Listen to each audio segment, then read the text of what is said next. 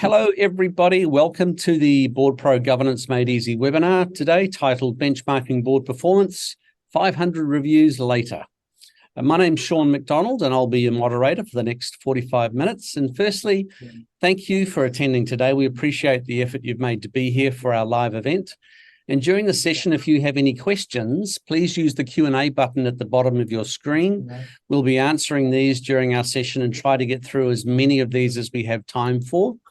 And finally, if you stay through till the end, which we hope you will do, and as is customary for our webinars, we have a special treat for you. By answering our 1-minute survey at the end of the webinar, you'll go into the draw to win a beautiful gift hamper worth over $400. Now, for those not too familiar with Board Pro, we are a board software provider, sometimes called a board portal. Now, for those who are not too familiar with Board Pro, we are a board software provider, sometimes called a board portal, that serve over 20,000 users around the world. We enable organizations to prepare for and run their board meetings more effectively and efficiently with clever software, less time, and deliver more impact and value for the organization. And as much as we are a board software provider, part of our wider mission is to make the fundamentals of governance free and easy to implement for all organizations, especially those with resource constraints. And how we do this is through these governance webinars, along with the many guides, templates, and white papers on our website. You'll find hundreds of documents, business documents, templates, white papers, and guides in our resource center.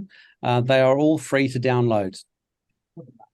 So let me now introduce you to our expert panel for today, starting with Nicholas Barnett, who is the Executive Chairman of Board Benchmarking and InSync, a former Chairman of Ansvar Insurance and First Samuel, and a former Director of Mission Australia, along with being a former partner of KPMG. Nicholas has conducted in excess of 200 reviews and overseen another 300 board reviews, ranging from NAB in Australia to Red Hill Football Netball Club. So he's covered the gambit there. Welcome to you, Nicholas. Thank you. Richard Westlake leads one of New Zealand's most respected governance advisory businesses, Westlake Governance Limited, with the purpose of building into leading teams following a career that has spanned flying for the Royal Air Force, would you believe, merchant banking in New Zealand and Australia, and several senior leadership roles. He has more than 25 years practical experience as a board chair and director. As both chair and advisor, he has conducted more than 150 board evaluations over the last 15 years for a broad range of companies and organizations. Kia ora to you, sir. Kia ora koutou. Thank you, Sean. Nice to be here. Good to join you. Fantastic. Brett Herkt is our CEO and co-founder here at Board Pro. Brett's a serial entrepreneur, having built several high-growth businesses over the last 20 years. Brett created a $10 million exit value business and an ITC technology business recently, and persevered through to a modest exit on his first startup, and carried the lessons into Board Pro's burgeoning success. Brett brings tenacity, a strategic mindset, strong generalist business skills, and an enduring curiosity to the table. Welcome, Brett. You're welcome, everyone. So let me now hand over to the session, which I've been looking forward to all week. Nicholas, over to you. Well, thank you very much, Sean. And thank you for the introduction to Board Pro. I've got to know you and your team pretty well in recent times, and I've got to say I'm pretty impressed with what you do and all those free resources you have and your dedication to webinars. So a lot of people on these calls are going to be learning a lot from the other webinars. I certainly hope they learn a bit today from our webinar. So thank you very much. This is about board benchmarking, but why would you do a board review? Why would you do a board survey? And maybe we should ask all the people on the call, why are you listening today? Why is this of interest to you? And maybe feel free to put in the chat. But there are a lot of reasons. And because we do so many reviews, we talk to a lot of people about all sorts of different ways. Now, there's some organisations that the regulators or the stock exchange or APRA or these are the bigger organisations have to do things. Smaller organisations, less so, but there are still regulators saying that you should be doing things. But over the years, I think it's becoming more common practice, and because the spotlight is more on boards and organisations these days, with all the royal commissions going on, and the community expectations are increasing. So, if you're reviewing your board's, your CEO's performance, and you're saying to your CEO, make sure you're reviewing everyone else's performance, we want a good performance culture, then why wouldn't you review your board? And we say it starts at the top. And there is no doubt in our mind that if your board's setting a high bar, your CEO is likely to set the high bar, and the organisation to set a pretty high bar. If the board sets a lower bar for performance and oversight, in our opinion, your CEO's going to be less inclined to be setting a high bar, and same with the organisation. So it really is important. But I'm going to bounce this to Richard, because Richard, it's really great to work with you. You're there in New Zealand. We're here in Melbourne, Australia. We've got people from all over the world on this call, and it might be fascinating to hear from some of them. Hope we do. Hope you ask lots of questions out there, everybody, because you don't want to just hear from me, I can tell you that much. But Richard, what's your perspective on this? Why conduct a board? Nick, thank you. Look, I think it's a great question, but if I could reinforce what you were saying, yes, there are regulators, there are stock exchanges, and so on, who require it to be done. But for the smaller and the medium-sized organisations, I think your point is absolutely fundamental. It is about the tone from the top. It's demonstrating that learning culture. There's the classic sort of leadership adage that the lowest standard you set for yourself is the highest you can impose on others. And therefore, for a board to say we are going to do a regular self-assessment, self-review, reinforces that requirement for a learning, continuous improvement culture through the organisation. Secondly, I think as one of the chair's responsibilities, absolutely, if the chair doesn't take ownership of developing her or his board, building it up, and if you haven't got something to measure it, if you can't measure it, you're only practicing. Unless you're doing that, you're not providing that sort of fundamental leadership and growth path for the board, which in turn also helps the chair have those, let's call it the succession discussions, the positive ones. Here's where you're contributing if you're doing an individuals. Here's how the team as a whole is performing if we're doing the board as a whole. And in my experience, it can be really excellent and an objective way of crystallising and help a chair to resolve a problem, particularly, say, if you have a problem director. So, Nick, I think I've sort of conflated the whole question of whether we're talking whole of board or individual directors, but I think overall the philosophy remains the same. It's that continuous improvement, culture and tone from the top. Yeah. Wow. You've said it all, Richard. Thank you very much for jumping in there. And you've actually raised the question. We're talking here about whole of board review, mainly during this webinar, but you've also noted that actually the review of individual director effectiveness is really a separate thing, often included with the whole of board review, but it's a separate process. And there's also a further separate process in terms of reviewing committees of the board. So there's probably three main buckets when people talk about comprehensive board reviews, but today it's mainly about what about the board as a whole? How's it working? How do we get it fine-tuned and continuing to improve? So some of the points down the bottom here, it does help expose problem areas. It does help put things on the table. It puts them there, I often say in black and white, but more importantly, red, beige and green. And when things are red, does become a call to action if you're benchmarked lower than others. And we've had over 100 people do this. I might go back one slide there, Sean, but we've had over 100 people do this individual free trial survey because we wanted to give people a bit of a chance to see, well, what's it like? What is this thing? If we do a benchmark survey, what do we get? So it's out there. Over 100 of you have done it, and I'll talk more about where you've all ended up on when we get to the next slide. But it does show you, and we often get directors who sort of trying to agitate for change, and they push the chair and other directors. We definitely need one of these reviews, and I think that's just an interesting to get stuff on the table. We'd like to think the boards want to improve, therefore they're doing something like this to say, well, what are our strengths? What are our weaknesses? What are we good at? What are we not so good at? And then how do we use that to guide an improvement journey? So hopefully most of the people on this call say, actually, we want to do this to step up, to show that, as Richard was saying, we're taking a lead. So, you know, I don't know if there's any, if people are making comments or questions on this, please do so along the way. I've got one for you, Nick.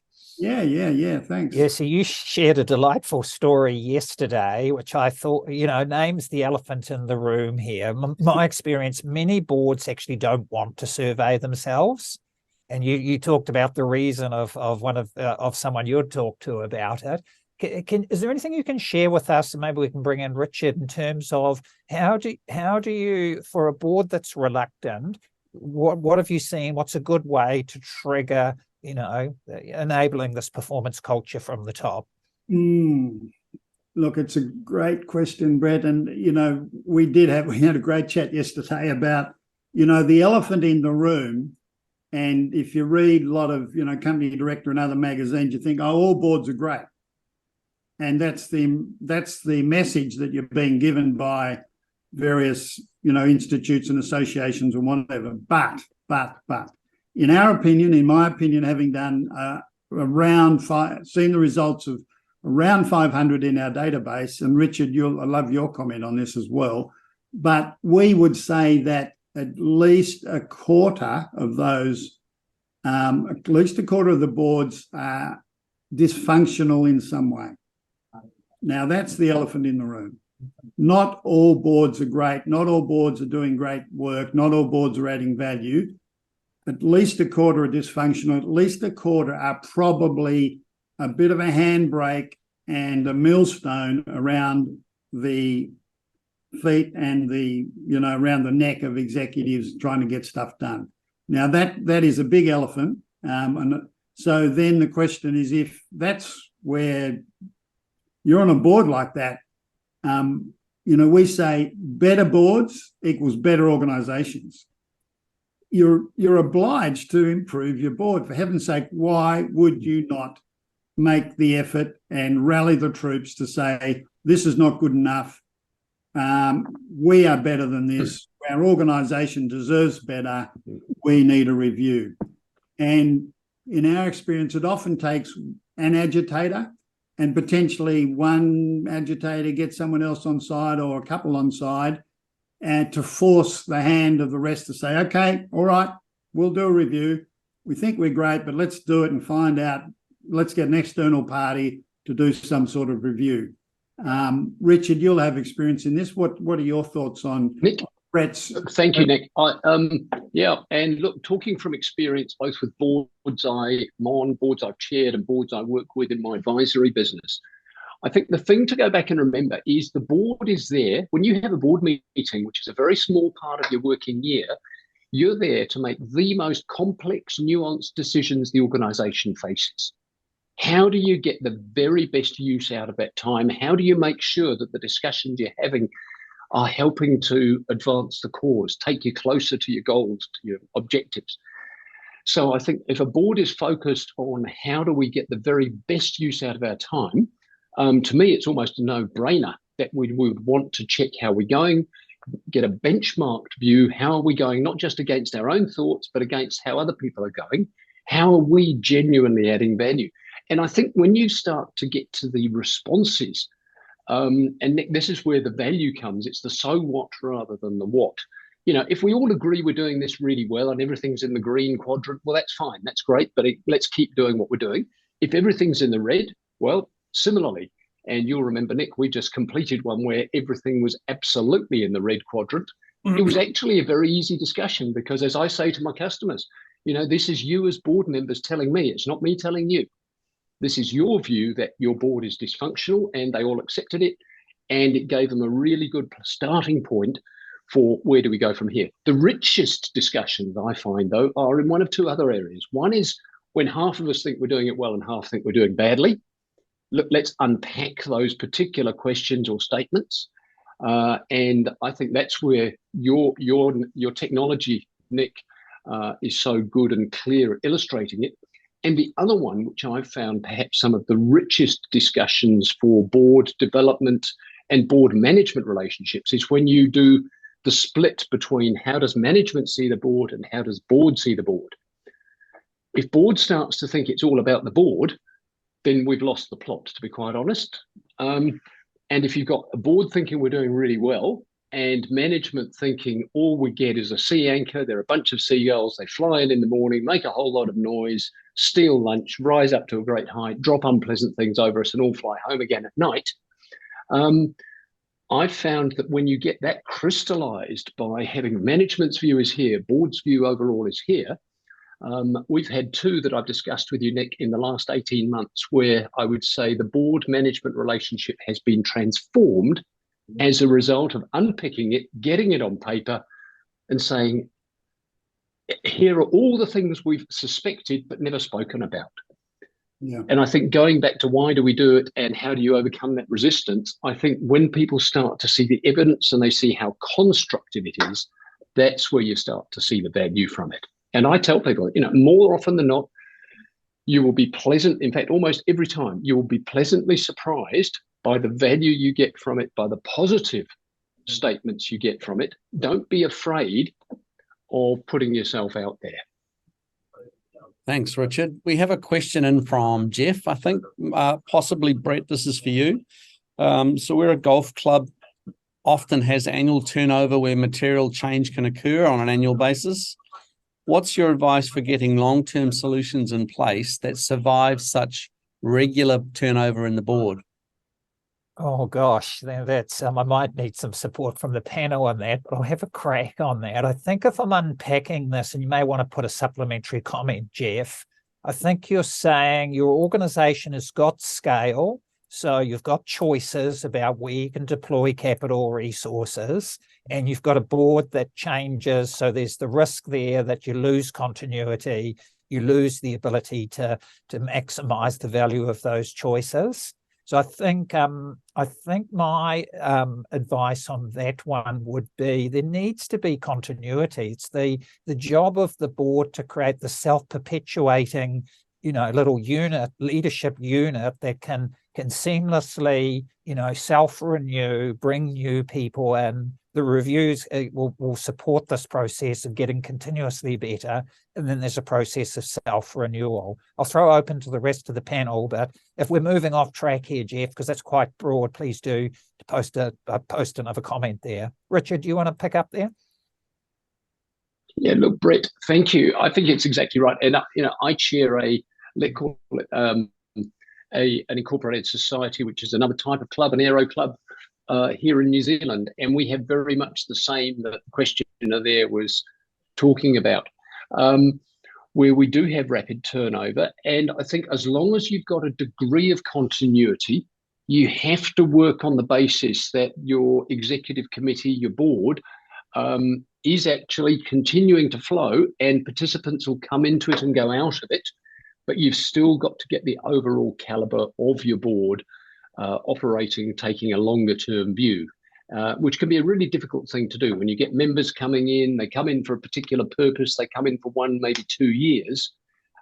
I think it's really important that the leader of that board is providing a degree of continuity and longer term focus, that it's not just about us and it's not just about this year.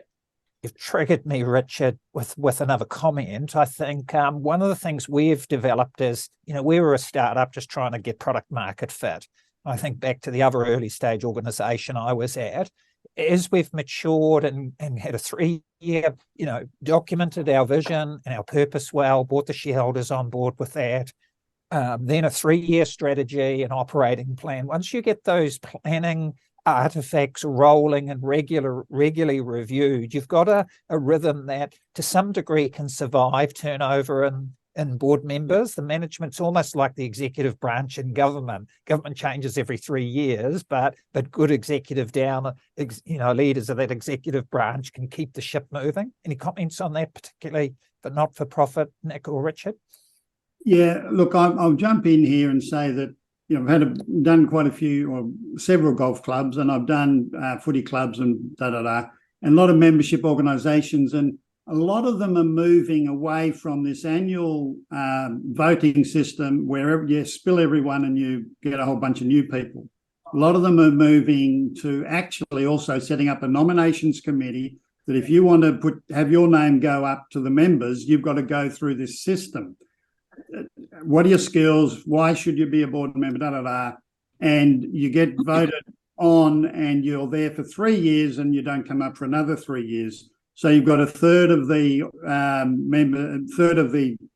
directors or board members coming up every year. So you're not losing a lot at any one time. You're getting less of a turnover. So a lot of golf clubs and a lot of other membership clubs are moving more to that model. And I think, if you want to drop me a line, I'm happy to have a bit of a chat about it, because I've done a few of these things, helped a few clubs out. But that's the sort of direction I'd be heading for you. And it's a little bit similar with government boards. Some have an annual thing, and all of a sudden you're going to lose 5 of the 7 directors or whatever.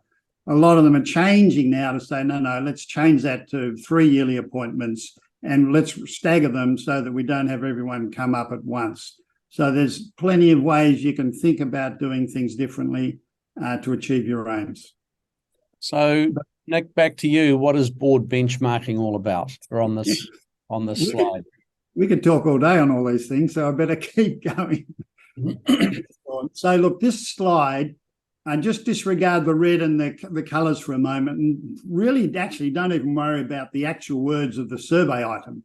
So if you look at the responses, I've deliberately made them all the same. I've deliberately said everybody is responding to the same survey statement. One's ticking 4, 2 are ticking 5, 2 are ticking 6, one's ticking 7. 7-point scale, overall response of 5.5.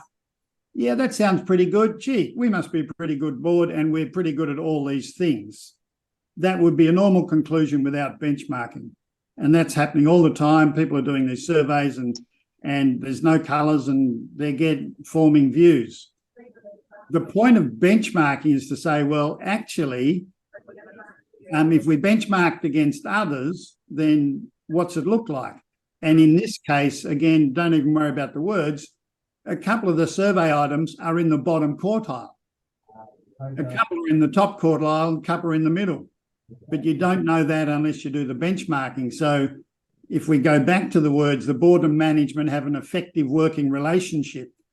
If you got an average of 5.5, and if that was your response, compared with other boards, that would be terrible. That'd be terrible. But without benchmarking, you're not going to know that.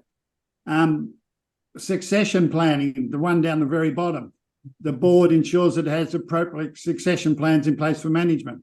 Now, boards in this country, in New Zealand, and pretty much globally are pretty bad at succession planning. And they're always going to rate that down quite a bit. So a 5.5 is actually going to go green. You're in the top quartile. So that's why I can only endorse that. And I think you're exactly right. And it's not until you do this type of benchmarking that you stop beating yourself up. You may sort of score yourself down at, say, a 4 on your board succession, because, as you say, succession is always important. It's never quite urgent. And so often it's, oh, Brett, you've done your 3 years. Are you happy to do another 3, as opposed to what do we need on the board for the next 3 years? Yes. And I think when you can help people to see that you may not be doing it as well as you're doing your board management relationships, which is fundamental to day-to-day and year-on-year success, but you're actually not doing too badly compared to other boards, it can be quite reaffirming for boards as well. So, Nick, I absolutely endorse that. And you and I have talked about that quite extensively in the past.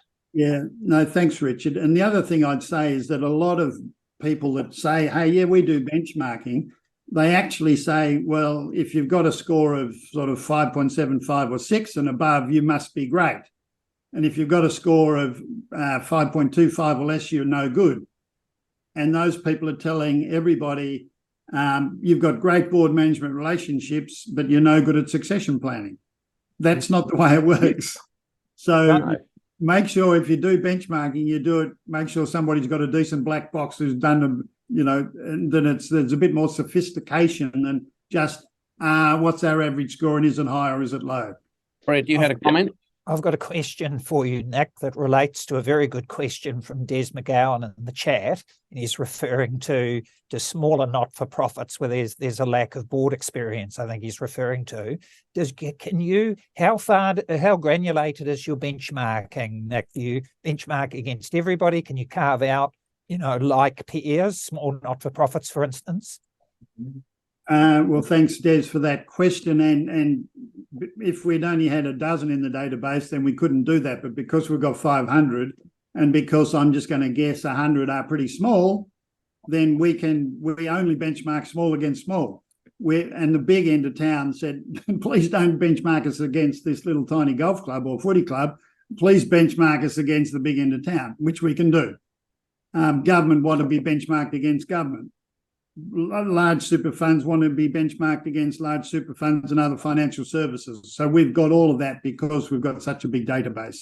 But really good question, really good question. Another question that's come in, because of a weak executive management structure and a new first-time CEO, the board is now getting involved in operational responsibilities. The corporate secretary is untrained and so is unable to properly advise the chair on how to move forward with a stronger governance approach.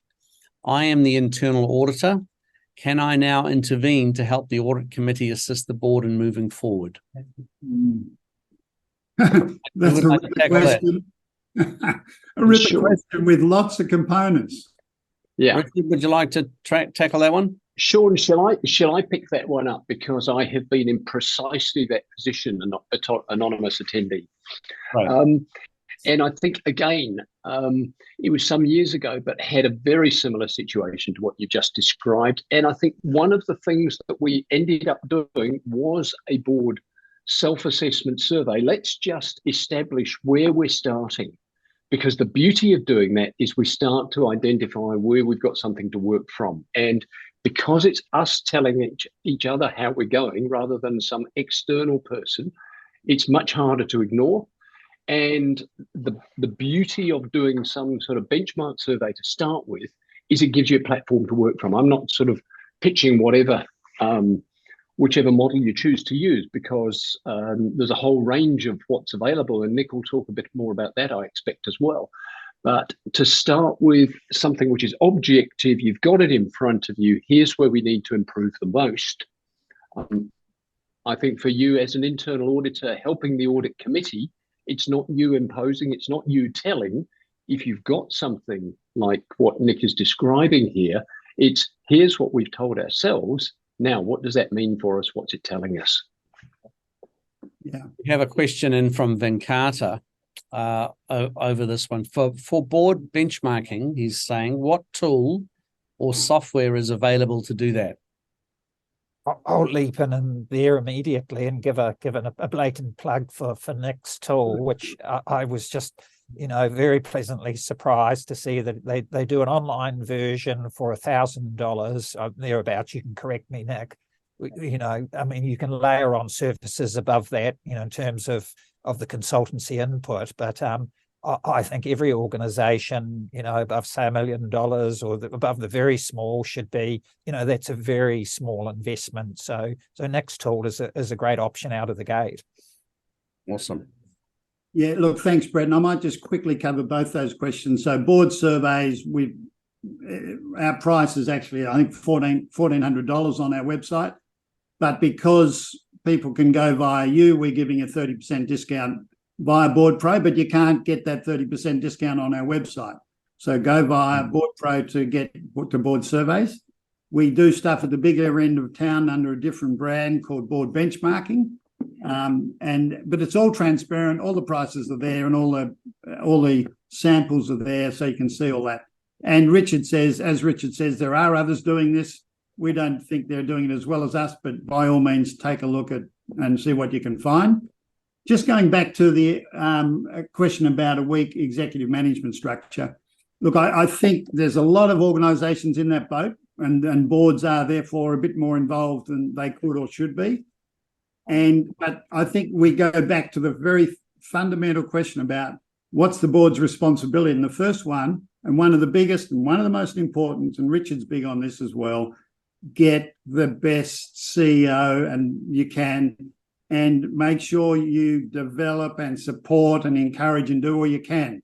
So if you got a first-time CEO, what sort of mentoring, what sort of coaching, what sort of help are they getting?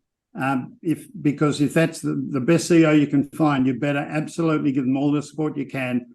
Don't do all the stuff for them. Don't have your snouts in the trough. Back off, elevate, help, lift. Really important part of it's the NIFO principle, isn't it? Noses in, fingers out.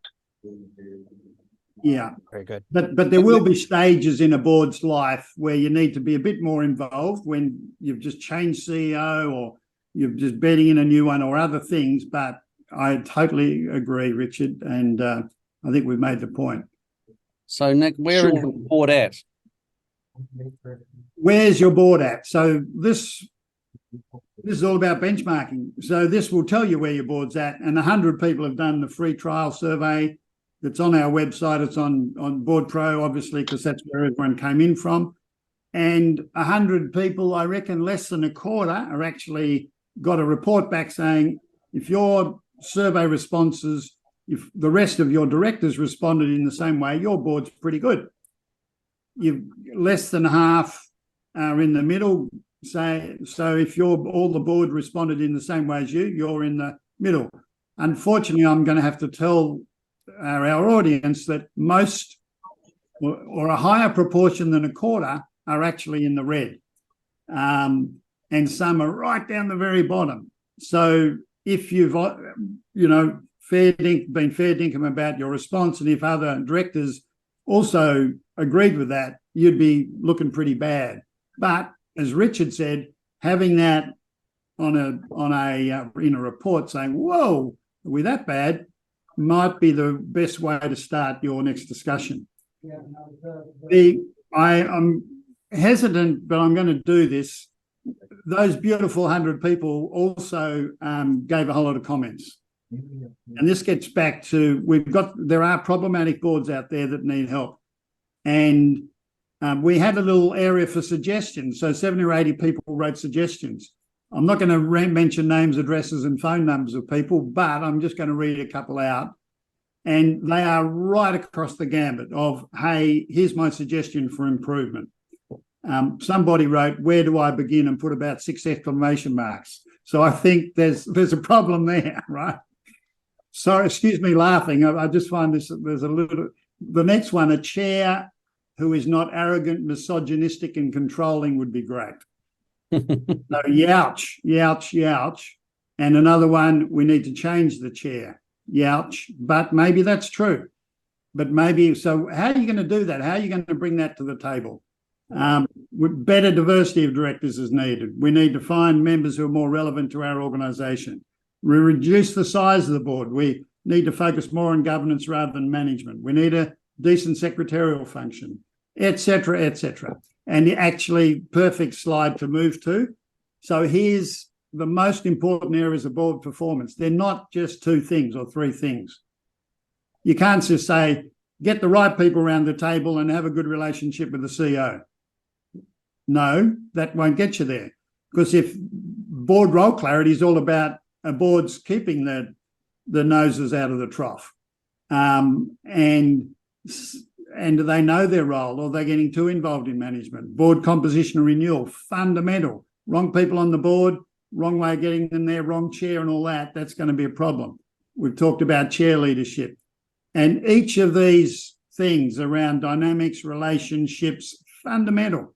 Anything going wrong here will blow up the system. Information management, meeting management.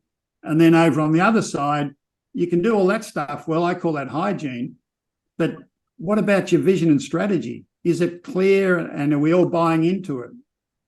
Have we got clear priorities? How do we govern performance? How do we govern culture and integrity? How do we govern risk management and compliance? If you're missing doing any of these things, you've got a problem.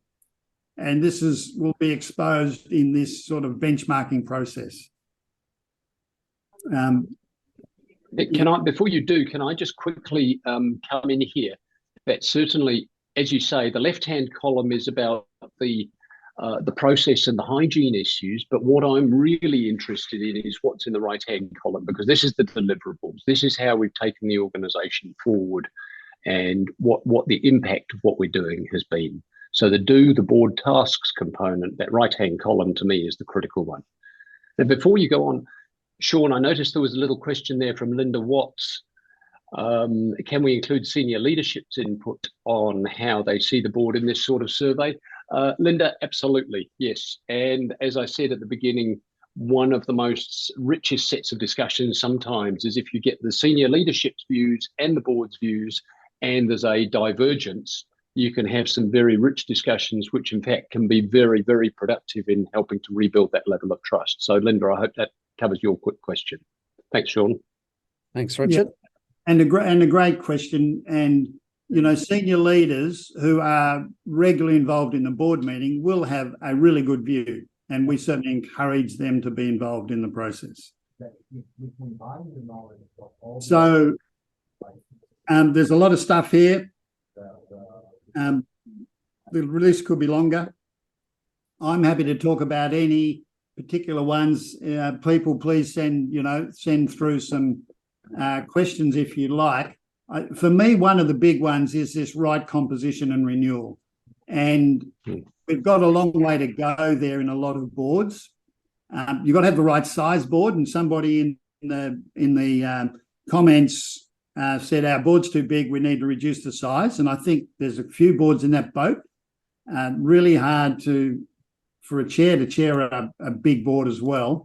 But how are you getting your board members too? A lot of people say, oh, who do you know? What's your mates? And you end up with a pretty narrow field. A lot of boards these days are going broader, thinking broader. How do we get more potential names onto our long list? So be more open-minded about how you select. And there's plenty of people who, do that for a living.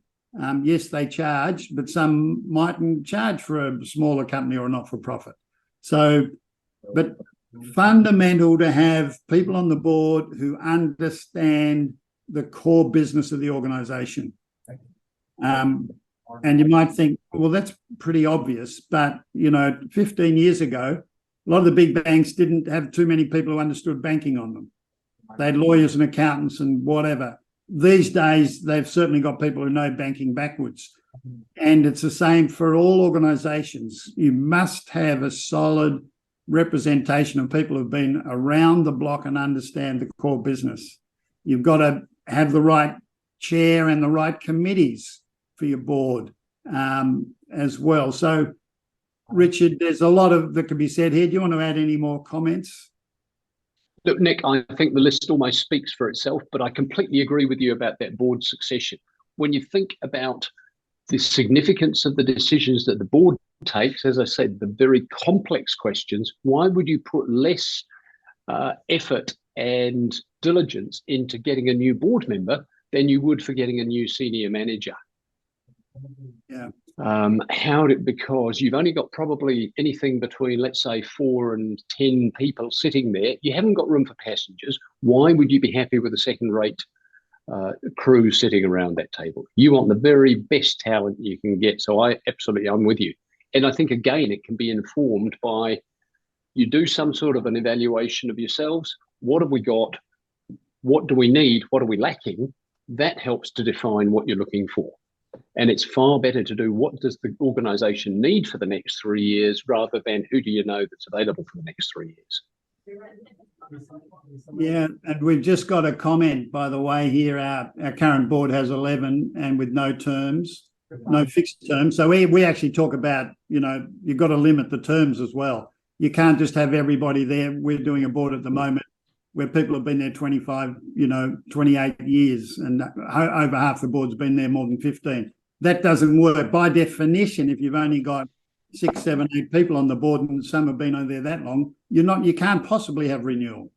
So if you've got 6 people on the board, I say your maximum term's 2 lots of 3. That means you're getting 1 new person a year on average. That is good renewal. We could go on and tap on the shoulder to get the next director. Well, that doesn't really work. It's not going to hold you in good stead. Sounds like we're being wound up. Are you taking this, Brett, or am I? Sean, I think you're going to.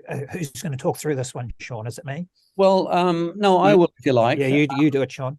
As people know on the call, the Governance Made Easy webinars are all about not selling anything. We don't sell product, don't sell services, but we felt in this instance that the value of Nick's product, the review product, the benchmarking product, was so good that we had to release it to you. So Nick and his team has put together a really, really neat offer.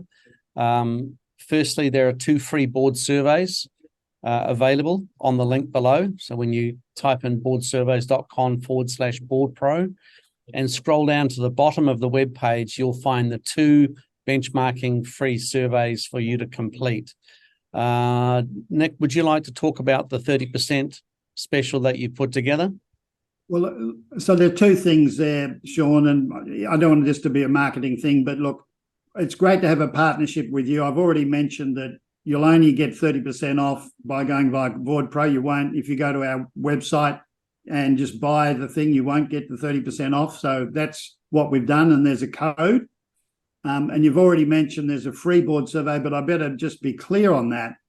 You only get a shortened report. This is something we're just trialing to give you a shortened report, and you might say, well, that's all I need. We're all green, everything's fine. We don't need to pay extra to get the rest of the report. So you can do that if you'd like to do the free version, or you say, no, I just want 30% off. I want the full version. Give that to me. And that's all in a special landing page, co-branded Board Surveys and Board Pro, so people can find their way to that if they click that link. Brett, did you want to make any comment on that? No, just the same as before. I think that's just a very cost-effective way to kick off. What's obvious, it's clear from the conversation and the questions today that board benchmarking, board surveys are such a powerful tool. So I'm just delighted that there's something cost-effective out there, because over the years they've generally been, fairly expensive exercises, which is fine for larger organisations, but a lot of our customers are smaller not-for-profits or commercial or SMEs. So just delighted that you're offering this, Nick. Great pleasure. And, technology helps. And when you've done a 500 and when you've got a lot in your database, that's where we're going with the world. Technology, digital, prices should be coming down. Excellent. So again, the URL is boardsurveys.com/boardpro, and you'll find out all about it there. I think we've had a question come in. No, it's gone. Okay. So this sort of, sorry? There was a comment from... just saying thank you to Kathleen.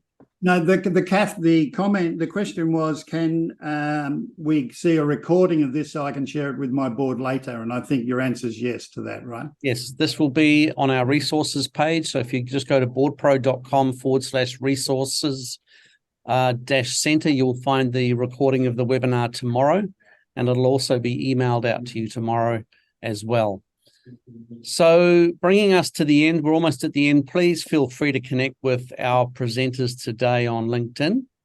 I'm sure they will really look forward to your connection. If you'd like to be put in touch with Nicholas, Richard, Westlake, or Brett, please indicate your interest on the survey at the end of the webinar as you exit.